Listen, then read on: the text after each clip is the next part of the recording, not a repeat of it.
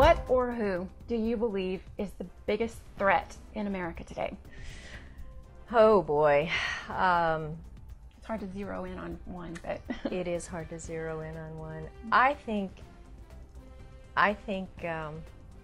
the biggest threat is people who are uninformed. I think if you don't know what's going on, you're going to, it's going to be kind of like the old legend of the frog in the water, where they drop the frog in the water and then turn the heat on, and he doesn't know he's boiling till he's done. I think that's what will happen with the American people if they don't pay attention. You have to pay attention. If people had paid attention to everything about Barack Obama before he was elected, if they really looked at Jeremiah Wright, if they really looked at his background, if they really looked at the people who influenced him and all the Marxists that were around him and who he idolized, if people were informed and really listened, they would have said, whoa, But they heard hope and change. That's what they heard. And they weren't informed.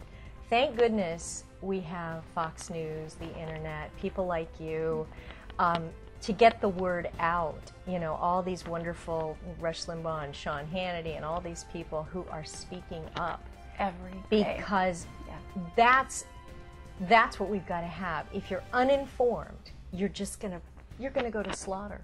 You are. You are. And so I think educating yourself and learning what's going on in this country, we can save it. So my next question was about how we can get America back to that shining city on the hill that Reagan talked about. So how do you think that can happen? I think, what's it going to take? Well, it's going to take a leader. That's what it's going to take. It's going to take one or a couple people who are going to absolutely say, people, this is where we are. I mean, I love when Eric Cantor and Paul Ryan stand up and say, America, we have no money. Social Security is going broke. If we don't fix it now, it's not going to be there. I love it when things are said in a concise, easy manner that people can understand it. It's not political speak. It's just honest. It's honest and it's true. And if you're truthful with the American people, you're going to fix it because they want it to be fixed. They do. They don't want their kids. When I talk to people around the country, they're afraid their children are not going to have the same good life they had. And that's the first time that's ever happened in this country, where the next generation doesn't do better than their parents. But you're looking at that. I'm looking at my kids gonna struggle with a debt that is hanging over their head that they can't pay for? How unfair is that? I think I have faith that the American people, if we have a leader that realistically sticks to their guns and says, this is what we're gonna do, I think we can fix it. But we gotta have that leader.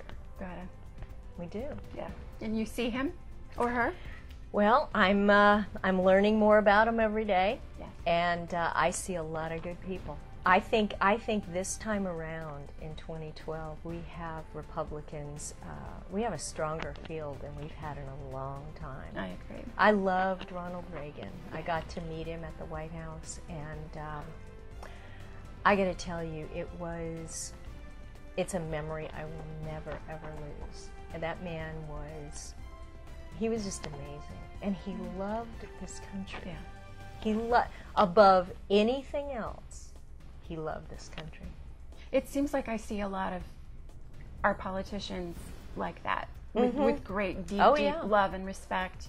And knowing what the loss will be. I know, and so that's what gives me a lot of hope. I see a big difference too between our Republicans on one side, where they do believe in this country, and I see on the other side, if you look at a lot of the Congress people and the Senate people, they're sort of in it for themselves. It's all about what they can get, and you see a stark Do you mean like difference. maybe Maxine Waters? Or, yeah, or, you know, I don't know. Charlie Rangel, maybe? You name a lot of them. Yeah. But people, I know there are a lot of good Democrats. There are. Yeah. I mean, there are people that really and truly have differing opinions than we do, but they love this country. Yeah. But there are some, which is a great argument for term limits. What do you think? Oh, yeah. Absolutely. Yeah. Yeah. I know. I agree. Don't make it your career. Don't make it your career. That's when the trouble starts. And that's even with president. Oh, yeah. The president, one term, if you want to be, Bill Whittle, I interviewed him a couple of weeks ago, and he did this whole thing, and he was like, if you want to be a senator, fine, one time.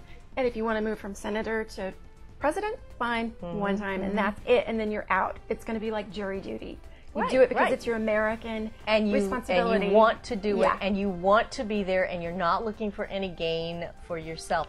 Plus, I think they should all live under the same rules as we do. Oh, Don't you? No, I think they should all get waivers for Obamacare. That's only fair. Yeah, really. Why should they need to do that? They don't need to. Yeah, really. Their families shouldn't suffer just because they're, you know, I know, those mean old elitists. Oh, dear. What are you going to do? Oh, but we're the elitists. I forgot. Sorry. Yeah, I forgot. We're the elitists. The conservatives are. Yeah. It's upside down. The whole world is upside down. I know. I've been to Spain 4 times in the last few months. That's nothing. Yeah. No, just kidding. No. Yeah. What are 3 must-read books for conservatives? Well, there are so many. When I kind of knew you were going to ask me this question, so I was thinking, I read them all. You know, I read Ann Coulter, I read Dick Morris. I have Demonic. I haven't got to it yet, but I, you know, Sean Hannity's books and everybody, Andrew Breitbart's books, everything. Yeah. But I'll tell you, Liberty and Tyranny, Mark Levin, absolutely, would be my number 1 choice. Yeah. The Reagan Diaries, must read for conservatives. And my 3rd, which is a little known book, but it's written by David Mamet, and it's probably because The Elephant Man. No, no. It's No. called The Secret Knowledge. I thought isn't that the director of Elephant Man? David Mamet. Who's that guy? I'm sorry. Okay. He's a brilliant writer. He's an absolute brilliant writer. Broadway movies, everything.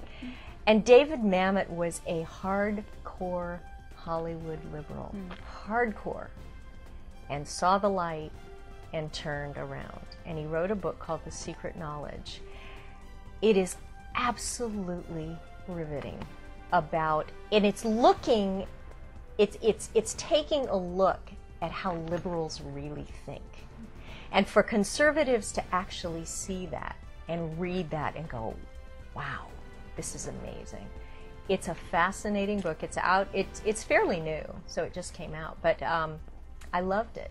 But there are so many great books. I mean, you can go back into history, and conservatives can read all about, you know, the founding fathers. Glenn Beck has 1 million books on his list, you know, and I've tried to read as many as I can. But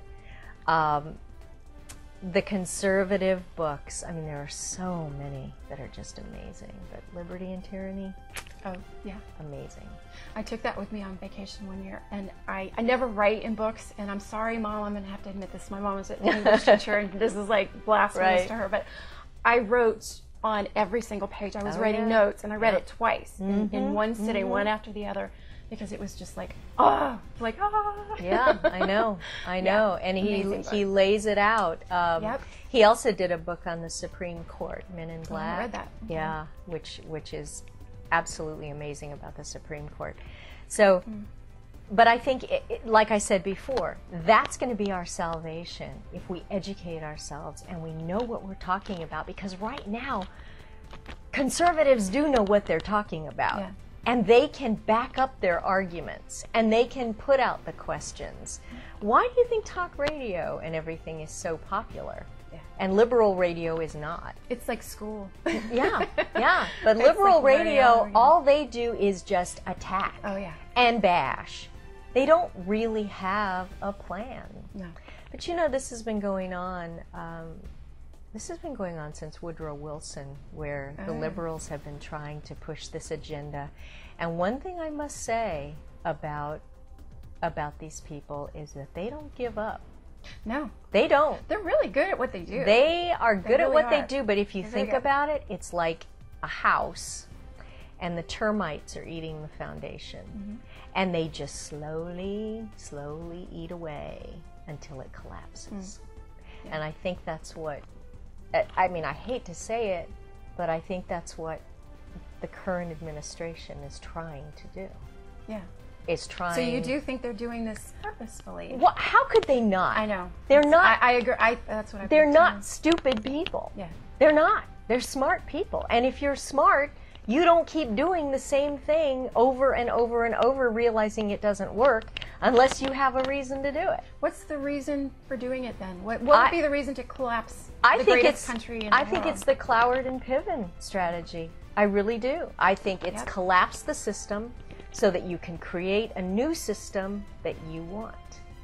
That's going to work really well. Watch. Yeah, that's going to work really well. America, I don't think so. America's not, those people in Kansas, Ohio, the South, it's not going to happen. Well in Rome and all these other, and Americans are going to go, no, I don't think so. But this is their plan. And as much as they may say, oh, no, no, no, no, listen to the words of Van Jones. Yeah. Listen to these people. They're not even hiding it anymore.